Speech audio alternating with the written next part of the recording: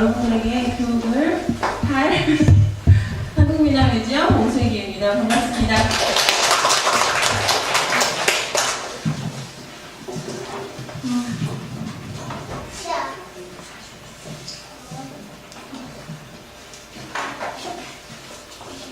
이 전시는 제가 나눠드린 책자에 보시면 논문이 있고 뒷부분에 이제 제가 지금 보시게 될 PPT를 다 넣어놨습니다. 그러니까 전혀 필기가 필요하지 않으세요. 필기 안 하셔도 되고 마지막에 제가 이제 좀 필기를 해주세요라고 말씀드릴 순간이 있을 거예요. 그때까지는 앞에만 보시면 됩니다. 그리고 이제 작품 활동을 정확하게 이 가이드라인에서 해주셔야지 저희 전시가 성공하느냐 안 하느냐가 달려있기 때문에 그걸 오늘 잘 숙지하고 가신다 이렇게만 생각을 하시면 될 것 같습니다.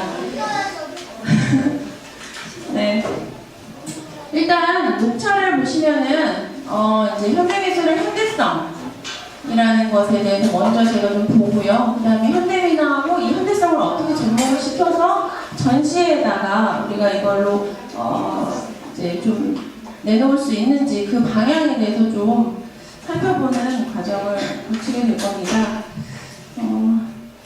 그리고 이 전시가 아까 관장님도 말씀하셨지만은 아직까지 한 번도 시도되지 않았던 전시이기 때문에 저는 지금 어떤 민화계뿐만 아니라 한국미술에서의 어떤 역사를 쓴다는 그런 생각으로 지금 전시를 기획을 하고 있습니다. 그래서 이 모든 과정은 제가 논문으로 작성을 하고 그리고 이후에 지금 보시면 아시겠지만 지금 다 녹화가 되고 있죠.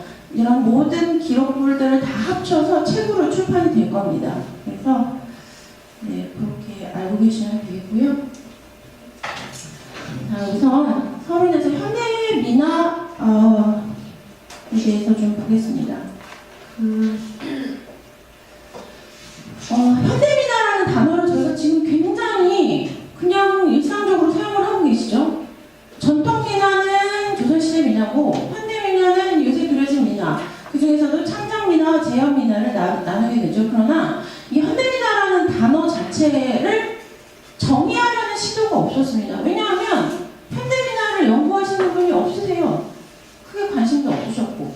그래서 그거에 대한 어떤 정의 없이 그냥 저희가 늘상 사용을 했습니다. 그 정의가 이루어졌던 것은 이제 제가 그 논문에서 해방 이후의 미나를 현대미나라고 정의를 했었습니다. 근데 약간 이제 제가 솔직하게 말씀을 드리면 왜 그렇게밖에 정의를 할 수가 없었는가? 제 논문은 현대미나, 그러니까 20세기 후반, 그러니까 해방 이후부터 1990년대까지 현대미나 작가들의 활동을 다루는 거였는데 거기서 현대미나를 정의를 하자고 이 현대미술의 현대성이나 뭐 이런 것들은 제가 제 논문에 자세하게 작성을 해놨는데 사실은 너무너무 광범위하고 어려운 얘기고 제가 여기서 그 모든 화파를 다 얘기를 하면 오늘 이제 가이드라인을 듣고 먼저 작업을 하셔야 되는데 헷갈리실 수가 있을 것 같아요. 그래서 이 부분은 제가 아주 간단 명료하게 결론만을 PPT에다 담아놨습니다.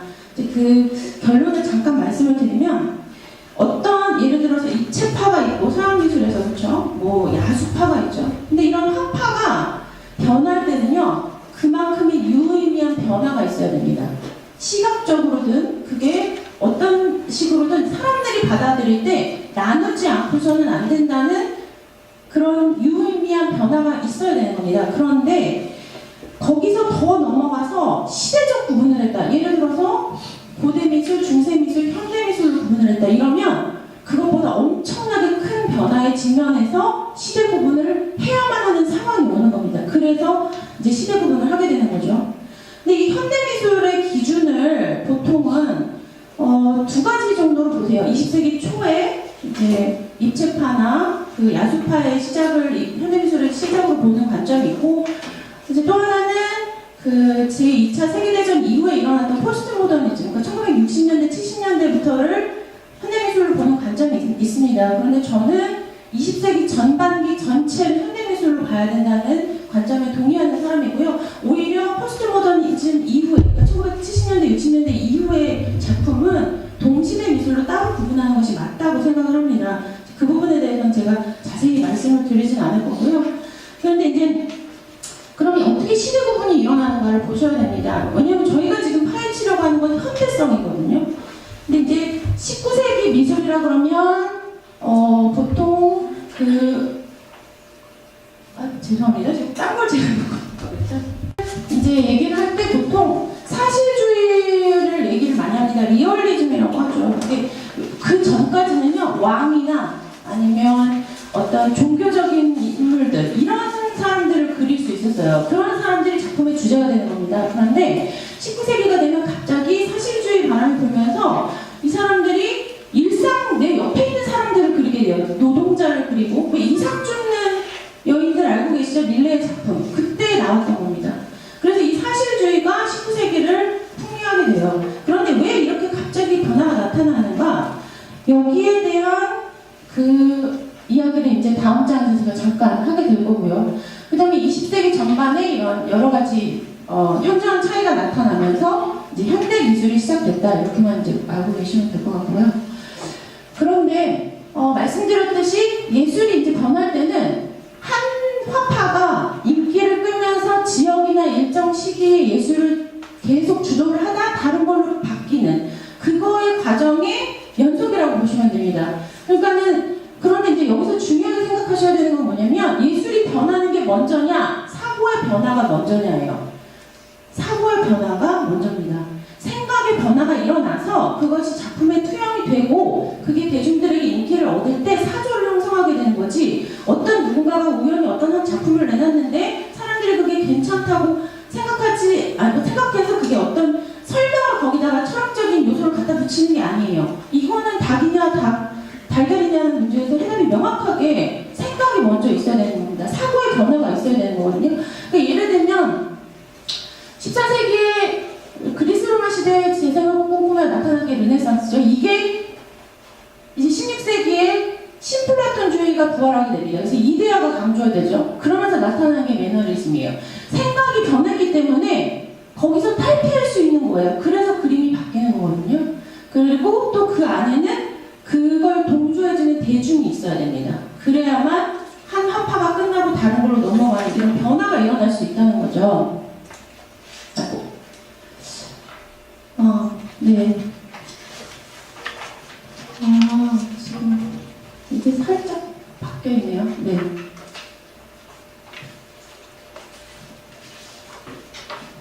네. 그래서 생각의 변화가 예술의 변화를 초래한다라는 거거든요.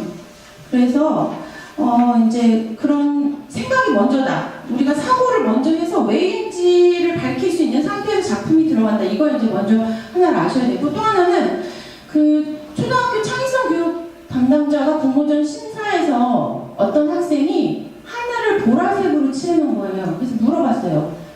넌 이걸 왜 보라색으로 칠했니? 그랬더니 파란색이면 너무 고리타분하잖아요 라고 답을 한 거죠. 그러니까 틀에 박힌 건 창의력이 아니다 라고 생각을 한 거예요. 그러면 보라색은 왜 창의력이라고 생각을 하니? 라고 물었는데 답변을 못했습니다. 그러니까 이게 제가 여기서 이제 이걸 가지고 현대미술에 대입을 하면요, 기존 예술과 어떤 차별성이 사고의 차이로 왜인지를 설명될 수 없다면 이걸 현대가 아니라 어떤 새로운 형태로 규정을 할 수 없다는 결론에 도달하는 거죠. 그래서 결국은 다시 말씀드려도 생각이 먼저다. 예를 들면 이런 거예요. 지금 보시는 작품은 르네상스 시대 작품입니다. 페라게 정원, 아주 잘 알려진 작품이죠. 근데 이 작품을 보시면 르네상스 작품 같지가 않죠. 일단 맨 왼쪽에 보시면 저희가 에덴 동산이에요. 거기서 나와서 중간에 이렇게 타락을 하고 오른쪽으로 가면 지옥으로 가는 거거든요. 근데 지금 보시면 아시겠지만 이게 르네상스 시대, 그리스 로마 시대 그런 완벽한 비례와 이런 걸 그린 게 아니죠. 그죠? 뭐가 뭔지를 알 수가 없어요, 대체로. 그런데 이런 걸 어디서 볼 수 있냐? 이제 20세기 초현실주의에서 보여집니다. 어릿광대에서 후안미로는 대표적인 초현실주의 작가죠. 뭐가 뭔지 알 수 없는 거예요. 그런데 그렇다면 우리가 이게 시각적으로 변화가 일어났으니까 이게 초현실주의에 영향을 줬다라고 말할 수 있을까요? 그렇지 않다는 거예요. 왜냐? 사상의 변화가 이전까지는 일어나지 않았기 때문입니다. 자, 그래서 이제 사고의 변화가 일어나서 미술사조가 변한다는 걸 말씀을 드렸는데, 이 생각의 변화가 왜 일어나냐면요,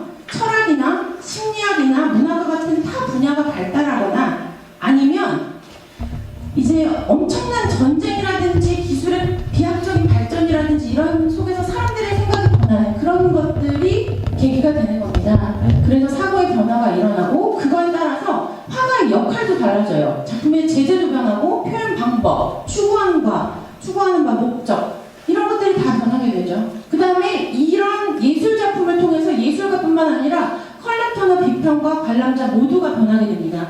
이렇게 이제 큰 흐름들이 일어나게 되는 거죠. 그러면 현대미술의 이제 종류의 현대성을 잠깐 봐야 되는데, 요거는 제가 설명을 하지 않을게요. 워낙 많기 때문에 이제 1차 세계대전 이후에 모더니즘, 2차 세계대전 이후에 포스트 모더니즘, 그 다음에 뭐 초기에 그러니까 제1차 세계대전 이후에 삶이 허망해지는 거죠. 그래서 예전의 관습을 다 부정하는 거예요. 그래서 나온 게 저런 변기, 샘이라는 작품이죠. 그냥 남성 소변기를 갖다 놓고 저기다 사인해놓고 내 작품이야, 오브제야 라고 우겼던 거죠. 근데 이게 저희가 생각할 때는 지금은 우리가 너무 오브제 작품을 많이 봤기 때문에 그렇구나 라고 하지만, 저 당시에는 예술일 수 없는 게 예술의 영역으로 들어온 겁니다. 그런데 이게 어떻게 일어났냐? 말씀드렸듯이 초현실주의, 다다이즘에서 생각이 바뀐 거예요. 전쟁으로 인해서. 그 다음에 오른쪽에 보시는 거 앤디 워홀 작품이죠. 앤디 워홀은 이제 팝아트의 아주 가장 대표적인 작가라고 할 수 있는데, 이 작가는 뭐가 특이한 거냐면 저렇게 마릴린 먼로나 아니면 토마토 수프 같은 상업적인 것들을 예술에 애매해졌거든요. 서로 영향을 주고받아서. 그래서 이런 것들이 지금 현대 미술의 총체적인 특성이라고 볼 수가 있습니다. 나중에 가셔서 한번 이 부분을 좀 더 자세히 한번 읽어보시고요. 그래서 이제 현대미술의 현대성이라고 하면 현대미술의 현대성 특성이라고 할 수 있는데, 어떤 것들이 있냐면 말씀드렸듯이 항상 기본이 되는 것은 설명 가능한 사고에서 연유해야 합니다. 왜인지 설명 가능한 사고가 변하고 생각이 변하고, 거기에 따라서 예술의 시각적, 방법론, 형태, 역할, 정의, 매체가 변화한 거고, 또 개념도 확장됐습니다. 또 굉장히 다양화됐죠. 그리고 장르가 융합되기도 하고, 이런 총체적인 특징을 보이고, 이런 것들이 근대 미술과는 아주 현저한 차이를 보입니다. 다 제가 이제 근대 미술과의 차이를 설명하지 못해서 이 자리에서는. 그런데 어쨌든 그렇기 때문에 이것을 현대 미술을 규정하는 특성, 현대성으로 구분을 할 수가 있다라는 거고요. 자, 그러면 이제 이것을 우리가 하고 있는 현대 민화에다가 좀 접목을 해보면요.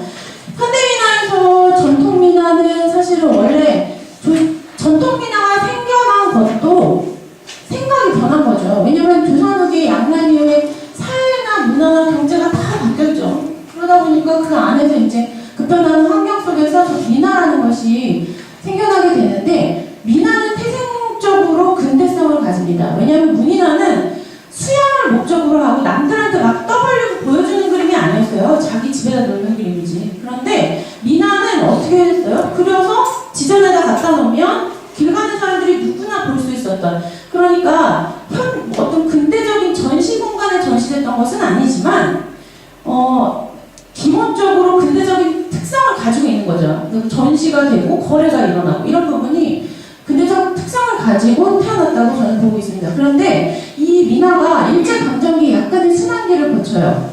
왜냐하면 그때 미신탁파 정책이 있었었고요. 또 하나는 민족말살 정책, 그리고 조선 말기가 되면 인쇄기술이 들어오는데 이게 굉장히 발전을 해가지고 나중에는 인쇄민화가 크게 유통이 되기 때문에 손으로 그린 민화 시장이 굉장히 위축이 됩니다. 그러나 해방 이후에도 계속 작가들이 활동했던 것을 확인을 했을 때 수요는 계속 유지됐구나라는 걸 우리가 알 수 있죠. 그리고 해방 이후에 이제 20세기 후반으로 가면 이제 이 자리에 계신 분들이 탄생하는 과정이 여기서 나오는 거죠. 상업적 공방을 통해서 도제식 교육이 이루어지죠. 그래서 이분들이 주로 국내용도 많이 했지만 해외 수출용 민화를 그려서 이제 많이 판매를 하시는 그런 곳에서 도제식으로 교육이 이루어졌고, 그런 가운데 제자 양성이 일어났던 거죠. 그런데 1980년대 초에 중국이 개방하면서 일감이 그쪽으로 몰리니까 이제 이분들이 작가로 변모하는, 정말 이게 그분들의 삶에 있어서는 굉장히 힘든 일이셨겠지만 지금은 와서 보면 굉장히 좋은 일이에요. 왜냐면 그 전까지는 민화 생산자, 작품 제작자, 장인의 이미지였지 이분들이 어떤 작가의 개념이 아니었거든요. 제가 보기에는 그래요. 근데 그분들이 작가의 개념으로 넘어오는 과정을 거칩니다. 왜냐하면 이분들이 첫 번째로 공모전에 나가요. 그리고 전 전시회를 열기 시작합니다. 그리고 작가 단체를 결성합니다. 이것들이 전부 다 80년대 그런 과정 속에서 일어났던 거거든요. 그리고 이제 70년대 후반에 드디어 실기 강자가 나타납니다. 그러니까 작가로 변모함과 동시에 제자 양성을 하는 거죠. 그래서 여기서 실기 강자가 70년대 후반만 해도 굉장히 수가 적었거든요. 제가 파악한 바로.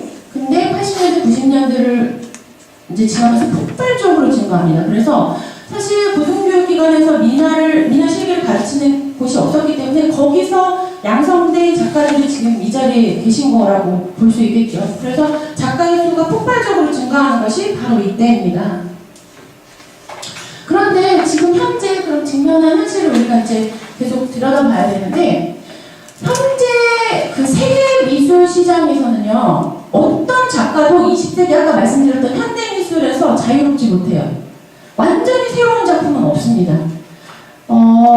20세기 현대미술에서 보완된 어떤 방법론 또는 사상을 자기만의 어떤 특이한 하나를 추가해서 내 거라고 하는 거지 완전히 자유로울 수가 없다는 거죠. 예를 들면 20세기까지만 해도 서양에서 학생들이 박물관 가서 다 그 앞에서 대가의 작품을 모사하면서 드로잉을 배우는 게 당연한 거였죠.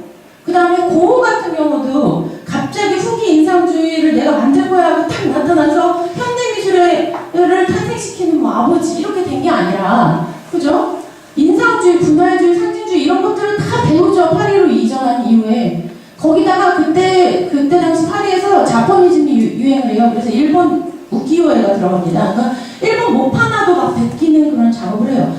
여러모로 공부를 한 거예요, 나름. 그리고 1년 뒤에 이주를 한 이후에도 또 시나크의, 그러니까 신인상주의의 그 기법을 또 배우는 그런 과정을 통해서 이 사람이 한 단계 더 나가니까 뭐 이제 후기 인상파다 이렇게 얘기를 하는 거죠. 그리고 마찬가지로 다른 작가들도 밑에서 제가 적어놓은 것처럼 마찬가지입니다. 그런데 지금 그 현상이 현재도 나타나고 있어요. 제가 굉장히 좋아하는 개인적으로 작가인데 마크 라이든이라고 초현실주의 작가예요. 요새 활동하고 있는 작가고요.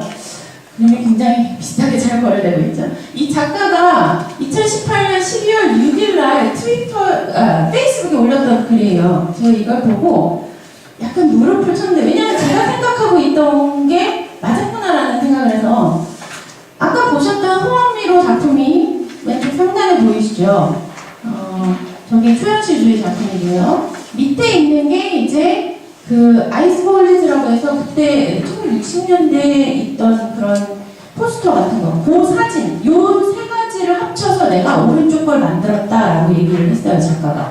보시면 아이스볼리즈 그 오른쪽에 검은색 곰같이 생긴 게 그 마르라이든 작품에도 보시면 딱 들어가 있죠. 그리고 구도를 보면 후암미로 작품의 구도가 딱 보이죠. 그러니까 이런 식으로 아무것도 영향 없이 나 혼자 딱 일어나서 뭔가를 창작해 라는 밑도 끝도 없는 게 현실에서는 존재하지 않는다는 거죠.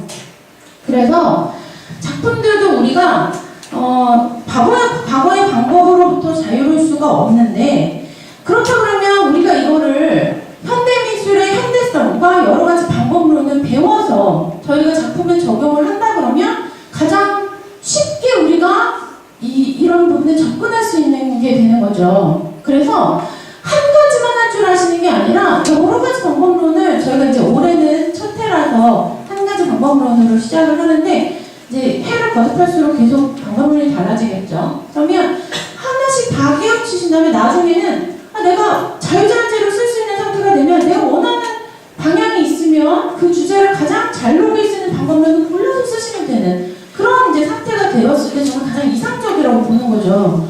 그러니까 우리가 어떤 거를 해보면서 배우면 너무 오래 걸립니다. 근데 이미 해본 거를 갖다 배우고 우리가 그걸 적용하면서 응용을 한다 그러면 훨씬 빠르게 성장할 수 있잖아요. 그래서 이제 그런 것들이 좀 필요하다. 그런데 대다수의 현대미나 작가들은 대부분 그러니까 미술 전공을 하신 분이 굉장히 적고 미나만 사상한 경우가 많습니다. 그리고 또 미술 전공을 하신 분도 자기 분야, 그리고 자기가 늘상 쓰는 방법론만 잘 알고 계시지, 다 이렇게 자유자재로 쓸 수 있는 분은 사실 많지 않아요. 그런데 이제 우리 미나 작가분들은 그런 거에서 보면 좀 더 불리한 상황이라고 할 수 있죠. 또 게다가 다니시는 전시를 보시면 왜 그렇게 미나 전시만 다니시는지 좀 밖에 다른 전시를 좀 많이 보셨으면 좋겠는데, 그래서 이런 경우라고 한다면 제가 말씀드리는 이 전시가 반드시 필요하다. 그래서 이제 여기서 전시가 나오게 되는 거고요. 또 하나는 왜인지 설명이 불가능합니다. 그 현대미나 창작품을 제가 항상 말씀드리지만 저는 작품을 파는 게 목적이기 때문에 작품을 팔 수 있게 만드는 게 목적이에요. 근데 그러니까 제가 현대미나 작품들은 되게 열심히 봅니다. 천장미나 특히. 근데 왜인지 설명 불가능한 것들이 많아요.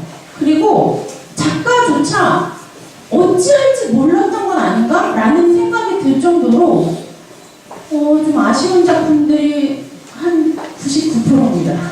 그래서 가장 많이 쓰시는 게 막 이런 거죠. 갑자기 막 여러 미나에 나오는 도상을 막 섞어. 또는 갑자기 현대적인 물상이 등장해요. 거기 이유 없이. 그러니까 이런 것들이 제가 볼 때는 아직은 좀 서투른 작업론이라는 거죠. 아직은. 그래서 이 현대미술에 대한 고찰이 필요하구나라는 결론으로 이 전시가 이제 나오는 거고요. 그러면 이 방법론 기획전을 통해서 접목을 해야 되겠죠. 실험을 해야겠죠, 우리가. 그래야 대중화, 세계화를 위해서 작품이 거래가 일어나야 된다. 항상 하는 얘기고요. 현대 미감을 갖춘 작품을 만들어야 된다. 이런 얘기들은 제가 이제 계속 했던 얘기죠. 그래서 저희가 지금 계획하고 있는 미나의 기상전은 최초로 현대성과 방법론 이 두 가지를 실험하는, 그리고 또 시리즈 전시예요. 1년으로 끝나는 게 아니고. 그리고 제가 대상을 왜 민수회로 잡았냐면요. 작화 실력을 검증해야 되는 그 한 번에 더 그 힘든 상황을 할 필요가 없기 때문이에요. 왜냐하면 여러분들은 이미 그 공모전에서 실력을 인정받았잖아요. 그러니까 작화 실력이 문제되는 건 아니에요. 다만 방향성을 조금 헷갈려 하시고 계신 게 아닌가라는 생각이 들 뿐이거든요. 그래서 올해 전시는 제가 잡은 거는 초현실주의가 극대화된 천장미나입니다. 근데 초현실주의를 왜 잡았냐면요. 미나에서 가장 가깝기 때문이에요. 해를 거듭하면 미나에서 가장 멀어지는 방향으로 가게 될 겁니다. 그래서 그 방법론들을 다 습득할 수 있는 그런 방향으로 가게 될 거예요. 그래서 이제 어떻게 그리셔야 되는지, 초현실주의가 무엇인지, 어떻게 그리셔야 되는지, 어떤 방법을 쓰셔야 되는지를 이제부터 좀 본격적으로 설명을 드리겠습니다. 초현실주의라는 것은 1차 세계대전 이후에 아까 말씀드렸듯이 이것도 싫어 저것도 싫어 다 싫어했던 게 다다이즘이라고 말씀드렸죠. 아까 보셨던 귀시양의 샘 같은 거. 그런데 이 다다이즘에서 영향을 받아서 나온 것이 바로 초현실주의예요. 그런데 말씀드렸잖아요. 생각이 변해야 미술 사조가 생깁니다. 자, 어떤 생각이 변하냐? 이 프로이드가 정신분석학을 발표를 하면서 호응을 얻게 돼요. 정신분석학의 기본은 딱 이겁니다. 빙산의 일각이에요. 이 물이 있고 수면에 빙산이 이렇게 떠 있는 거예요. 그런데 위에는 굉장히 작잖아요. 근데 이게 뭐냐면 이제 의식이에요. 그리고 밑에 엄청나게 크게 있는 빙하가 바로 무의식입니다. 그러니까 우리가 느끼는 거는 의식이지만 엄청나게 큰 무의식을 우리가 지금 느끼지 못하고 살고 있으나 나의 삶에 엄청난 영향을 미친다. 이게 한마디로 정의하면 정신분석학이 이거거든요. 그래서 무의식을 강조하고 꿈을 강조하는데 꿈을 왜 강조하냐면 꿈속에 무의식이 투영된다고 보는 거예요. 그러니까 내가 이런 꿈을 꿨어. 그럼 꿈풀이를 하잖아요, 우리가. 그게 지금 일종의 정신분석학입니다. 네가 불안해서 그래. 네가 이거에 대해서 불만족스러워서 그래. 이런 것들이 전부 다 무의식을 해석하는 과정이거든요. 그래서 초현실주의는 프로이드의 이론을 받아들였기 때문에 무의식하고 꿈으로 시작해서 이걸로 끝납니다. 근데 이제 앙드레 브루통이라는 사람이 이걸 이제 구체화하게 되는데요. 그 내용은 크게 중요하지 않고요. 여기서 쓰는 표현법이 세 가지로 분류가 됩니다. 처음에는 자동기술법, 일단 오토마티즘이라고 하죠. 이건 뭐냐면요. 이성을 버리는 거예요. 아까 말씀드렸듯이 무의식을 꺼내는 거예요. 종이에다 펜을 대고요. 그냥 펜이 움직이게 놔두는 거예요. 자기가 멋대로. 이렇게 해서 나오는 그림이 오토마티즘이라고 보시면 돼요. 자동기술법. 두 번째가 대페이즈문방인데 이건 뭐냐면요. 우리가 늘상 보는 물건들을 전혀 연결이 안 되는 것들을 이상한 공간에다 배치해서 나오는 거기서 나오는 이질감을 표현하는 거예요. 그러니까 자동기술법이라는 거는 내 무의식을 표현하는 거고요. 대페이지만은 좀 이따 보시면 아시겠지만 꿈에 가깝습니다. 꿈.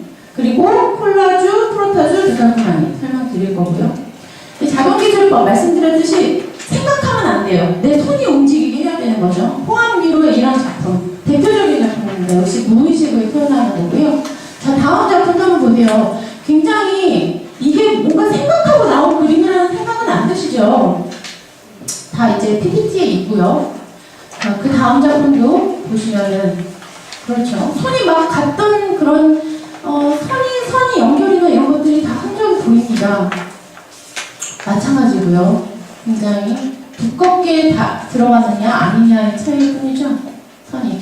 앙드레마손 같은 경우는요. 왼쪽 작품 보시면 이거는 아까 보셨던 오토마티즘으로 자화상을 표현한 거예요.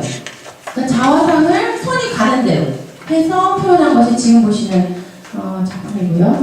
이것도 이제 오른쪽 작품 같은 경우 굉장히 명확하죠. 그냥 뭘 그렸는지는 모르겠지만 그냥 무의식으로 막 선이 왔다 갔다 했구나. 자, 그다음에 대페이지망이 바로 우리가 잘 알고 있는 초현실주의하고 떠오르는 것보다 달리죠? 저런 겁니다.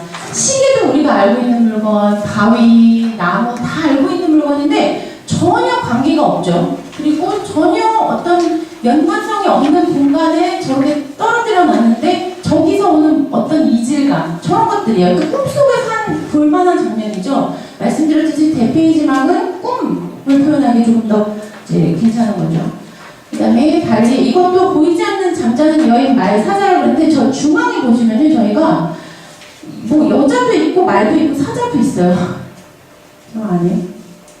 자, 그 다음에 르네 마그리트가 아주 대페이지망에서는 가장 잘 알려진 작가라고 할 수 있습니다. 왼쪽 그림을 보시면 방망이 들고 있는 사람, 안에 갇힌 사람, 그 다음에 여기 무슨 커튼도 있고 위에 거북이 날아다니고요.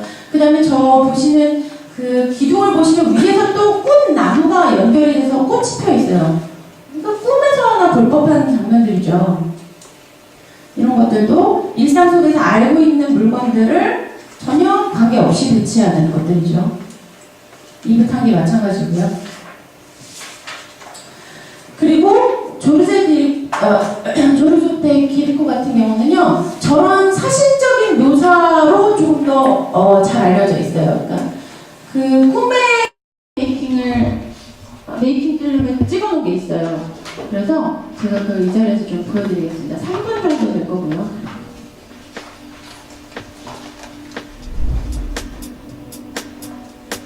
처음에 스케치를 다 합니다. 저 하나의 사진을 찍기 위해서 얼마나 많은 그 수고가 들어가는지 한번 보셔야 돼요.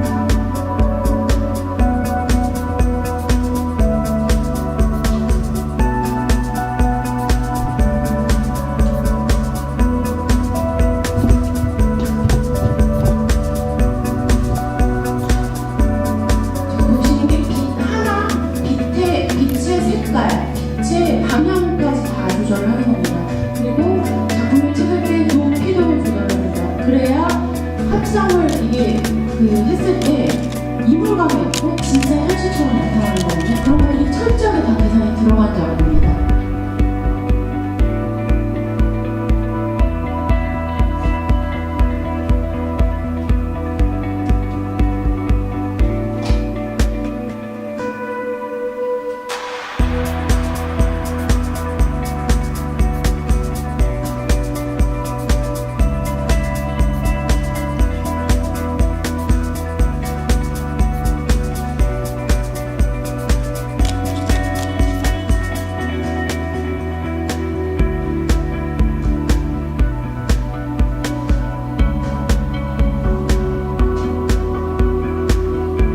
저는 작은 고양이 하나까지 굉장히 디테일을 살려서 그렇게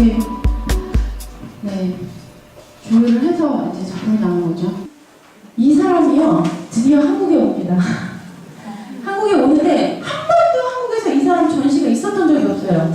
제가 외국에 나가려고 했거든요, 이 전시를 보려고. 근데 올해 옵니다. 오는데 제가 이게 뭘 가져온 거냐면 이 사람이 그 와디즈라고 하는 여기 투자 사이트에서 이 전시 기획을 하신 분이 5천만 원 그 투자 유치를 하는 거를 열었었어요. 근데 5천만 원을 열었다 나중에 이제 목표 금액이 저렇게 3억까지 증액이 됐는데 투자 완료된 금액을 한번 보세요. 9억이 넘었죠. 근데 이게 제가 이걸 실시간으로 보고 있었거든요. 첫날 10분 정도 됐을 때입니다. 보시면 지금 5억이 넘었죠. 10분 정도 5억, 3억 4천 저쪽에. 이게 제가 이 와디즈라는 사이트에서 일어나는 거의 대부분의 미술이나 영화 이런 문화 관련 투자는 되게 유심히 보거든요. 근데 이렇게 되는 경우가 거의 없어요. 본 적이 없어요, 제가. 그러니까 이 전시가 흥행할까요, 안 할까요? 굉장히 대박 나겠죠. 그런데 저희에게 아주 좋은 소식이 있습니다. 제가 이걸 알고 굉장히 좋아했는데요. 에릭 요한슨의 사진전이 예술의 전당 한강미술관 제7전시실에서 저희 전시가 불과 2달 전에 100일 동안 훑고 갑니다. 이 전시 사람 안 올까요? 엄청나게 많이 오겠죠. 지금 에릭 요한슨 치면은 전시 관련 이야기가 인터넷에 파다합니다. 저같이 이거 관심 있게 보는 사람 아니고도요, 팬이 굉장히 많아요.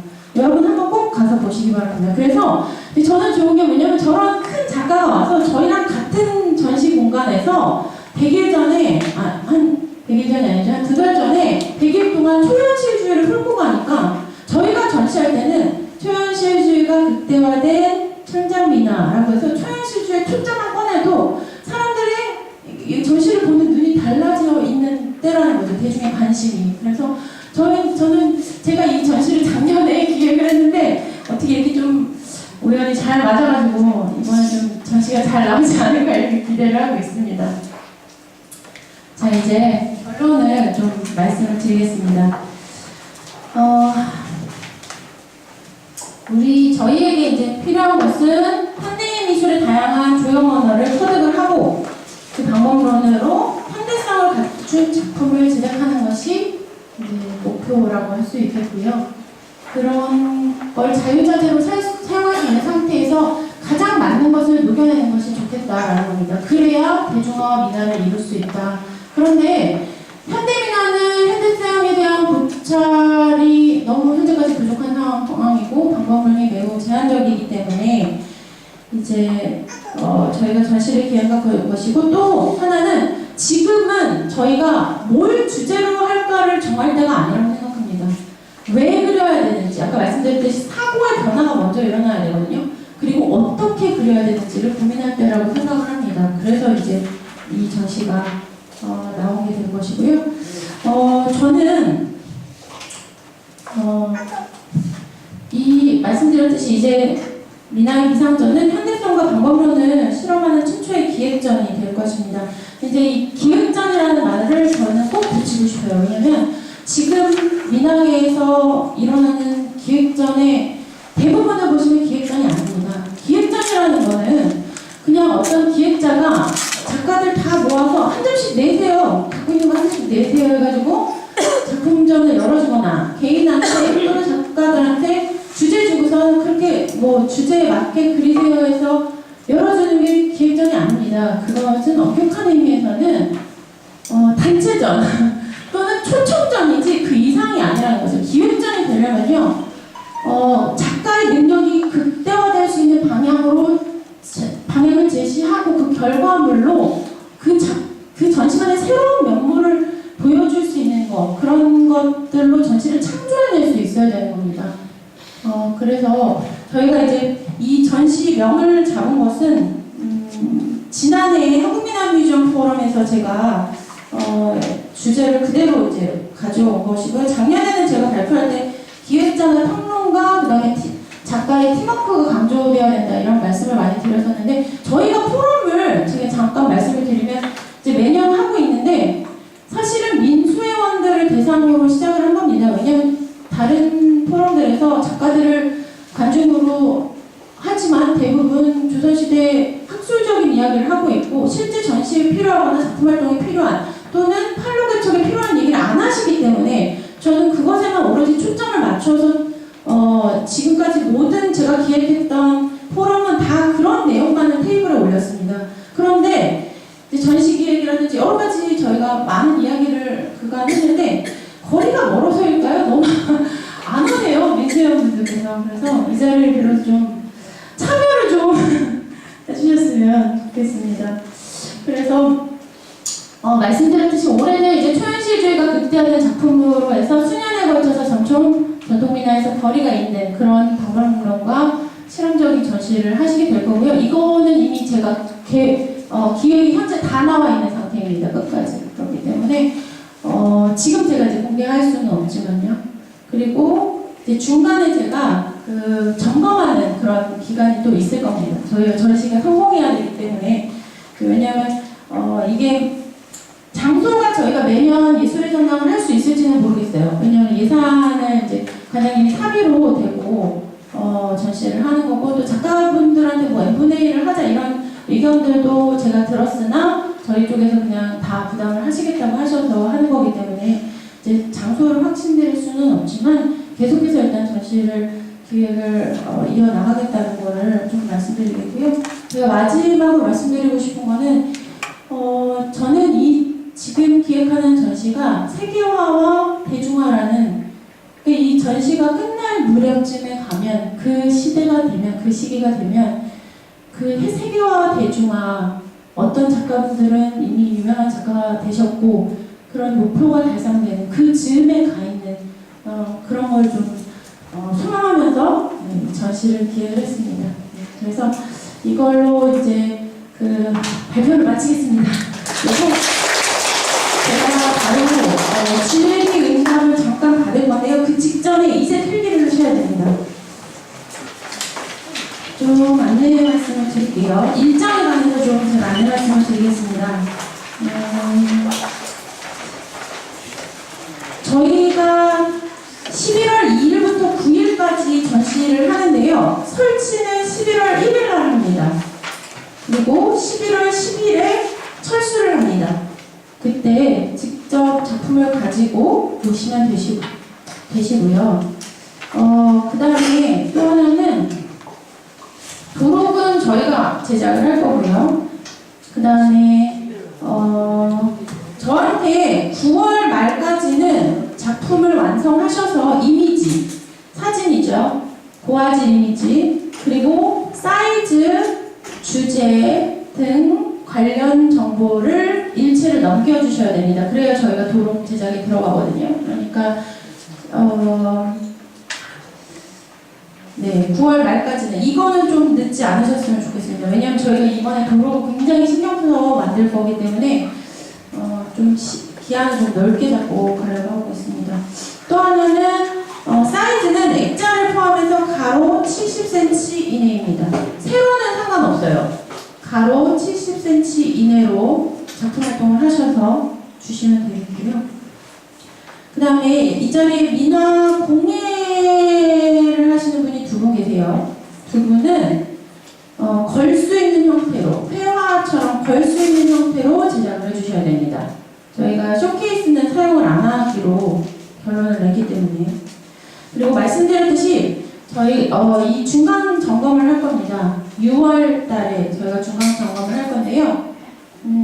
이게 이제 제가 교육을 오늘 했지만 제 말씀을 다 한 번에 알아들으셨는지 제가 알 수가 없고, 또 저희가 이 전시가 말씀드렸듯이 굉장히 중요한 전시의 스타트를 끊는 거기 때문에 중간에 점검을 한번 하겠습니다. 저한테 이메일로 작품의 그때까지의 진척 사항을 보내주시면 되세요. 스케치가 되어도 좋고요. 스케치에 색을 올린 상태여도 좋습니다.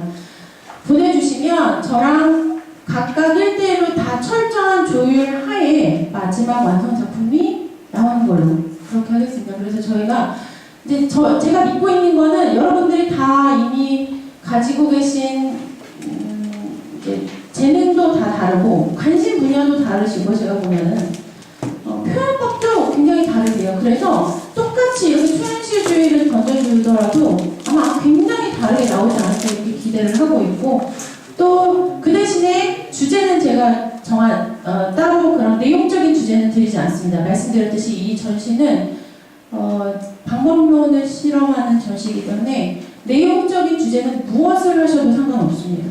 무엇을 하셔도. 자, 여기까지가 이제 제 전달 사항이고요. 질문 있으신 분 계시면 분이시군요. 계속 할 거예요. 좋은 장소에서 가능하면. 근데 이제 모르겠어요. 이번에 제가 이제 다른 여러분들이 이렇게 협조를 지금 받으려고 노력을 하고 있는데, 그래서 어떻게 이제 큰일 나는 곳이 있어요. 안 되면은 제가 이제 알아서 해야 되거든요. 그래서 내년이나 이제 내후년 같은 경우는 아까 말씀드렸듯이 올해는 초연출주이지만 내년은 이제 다른 그런 사전을 가지고 이렇게 과제를 주고, 그러니까 시험적인 전시를 통해서 우리 현대문화에 나갈 방향, 저는 정확히 저희가 한번 정리하고 가다보는 취지예요. 그래서 예전에 없던 굉장히 중요한 전시를 기획하고 진행시키는 겁니다. 그게 여러분들의 주인공이에요. 저는 생각을 했던 사람이고 구체적으로 기획을 한 사람이 또 있고, 그 기획자의 문도를 전달받아서 여러분들의 그 원한, 실력을 녹여내서 좋은 작품을 만들어내는 겁니다. 제가 전시를 하고, 제 계획으로는 모르겠어요. 좀 좋은 평도 몇 개 작품만이라도 좀 평을 실을까 하는 생각을 갖고 있어요. 도둑이나. 그것도 20주년을 맞았기 때문에 1회 때부터 25회까지 이런 종합 도로를 제가 만들 계획을 하고 있어요. 올해는 굉장히 아무 말이야. 아빠 아무 말이야. 여러분들 진짜 나 해줘. 좀 수시로 이 기획자와 좀 소통을 통해서 진짜 좋은 작품이 나올 수 있도록 최선을 다하겠습니다.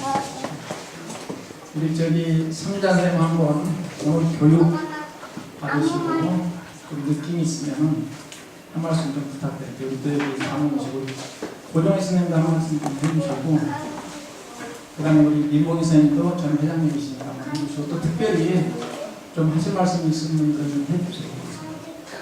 30분까지만 좀 15분 정도 더 시간이 남았으니까 해보시죠. 먼저 미나 작가들이 상당히 다른 장르에 비해서 빼기는 그림이라는 얘기를 많이 듣고 있는데, 지금은 조금 달라졌죠. 조금 달라지고 미나 하단이 지금 새로운 창작적으로 해보고 있는 현실인데, 그 시점에 발전 해석을 해주시는 것 같아요. 그리고 방법을 제시해 주시고 방향을 이렇게 경구를 켜주는 것 같아서 상당히 힘이 되고 너무 감사드립니다. 그래서 없는 실력이지만 최선을 다해서 평소에 그 생각했던 초현실주의 그 작품들을 보고 좀 많이 배우면서 좀 공부를 해볼까 합니다. 감사드립니다. 네. 지금 우리 작가분들한테는 진짜 필요한 어떤 포럼이라든가 이런 것들이 작가들에게 필요한 내용을 보충할 수 있는 그런 포럼이나 세미나가 이루어져야 되는데 좀 안타깝게도 그 미술사적인 측면에서만 계속 이루어지고 있다는 것이 공모전을 주관하는 사람으로서 좀 아쉬움이 늘 남아요. 근데 그런 것을 섣불리 제가 또 이렇게 비판하지 못하는 이유는 어떤 밥그릇과 관계가 되어 있잖아요.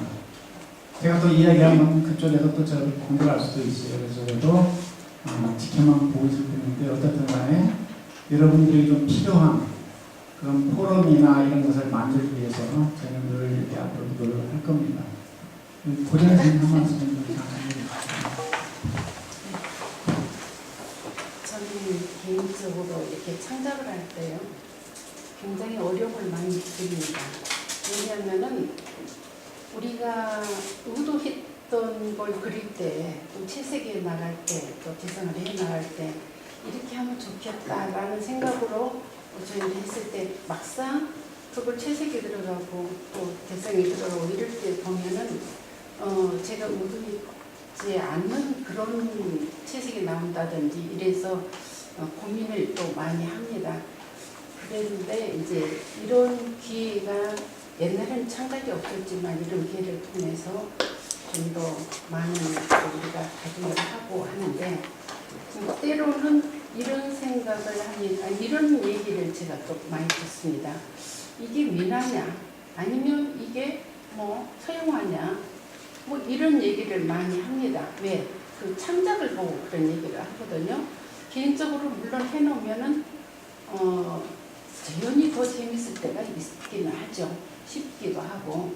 그러나 이게 정말 미난가라고 타인이 말을 할 때는 저도 정말 뭐라고 얘기를 해야 될지 모를 때가 있거든요. 그래서 우리가 흔히들 모든 창작을 할 때는 미나를 바탕으로 기준을 삼아서 이렇게 얘기를 하기는 합니다만은 때로는 그런 점이 너무 어려운 점이 있었는데 또 이런 기회에 새로운 도전을 해볼 수 있다는 것 때문에 여러 가지로 감사드리고 좋은 작품이 나오리라 여러분이 좋은 작품이 나오리라 생각합니다.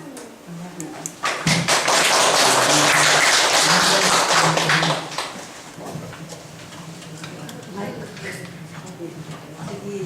우선 이제 부관장님한테 감사드리고요. 매번 제가 그 포럼에 참석해서 그때마다 좋은 느낌을 갖고 가는데 이번에도 역시 제가 틀리지 않습니다. 그래서 항상 다른 곳보다도 항상 이렇게 발전이 향상되는 그런 아이템을 가지고 부관장님이나 관장님이 앞에서 이끌어 주셔서 우리 민수회가 더욱더 발전되지 않나 이런 생각을 하고요.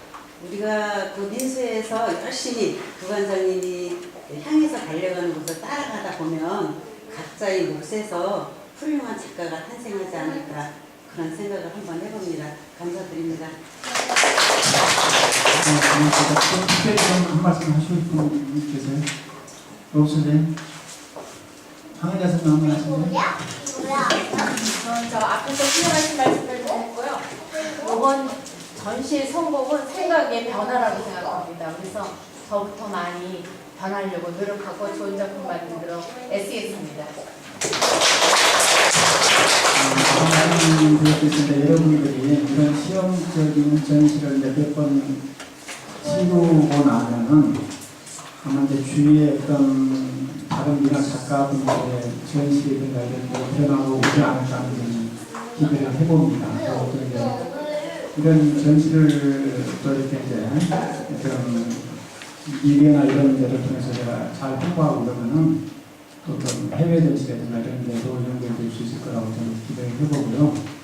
또 이러한 것들을 통해서 여러분들이 이제 세계로 나가는 그런 어떤 발판이 될 수 있지 않을까 하는 기대를 해봅니다. 또 기회가 된다 그러면은 저희가 해외 어떤 문화원이라든가 이런 데하고도 협의를 통해서 여러분들의 작품들이 다른 데하고 차별화된 그런 작품들이 해외에 나가서 해외의 어떤 컬렉터나 이런 사람들로부터 평을 받고 또 그 문제 손에 이렇게 선택이 될 수 있는 그런 기회를 계속 만들어 갈 겁니다. 하여튼 여러분 힘내시고, 아까 우리 최선생님께서 좀 어렵다는 말씀을 하셨는데요. 처음에 이렇게 적응하기는 쉽지는 않을 거예요. 다만 제가 여러분들한테 분명하게 말씀드리고 싶은 것은 왕관은 아무나 쓸 수 있는 게 아니에요. 그죠? 여러분들. 왕관의 무게를 견뎌내야만이 왕관을 쓰는 겁니다. 여러분들. 그 한마디로 제가 추격을 해서 말씀을 드릴게요. 힘들더라도 여러분들이 같이 움직이고 하면 언젠가 여러분들이 분명히 다른 위치에 와 있을 거라고 저는 확신합니다. 힘내시고 열심히 해주시면 저도 앞으로 열심히 더 해서 여기다가 들어갈 줄을 위해서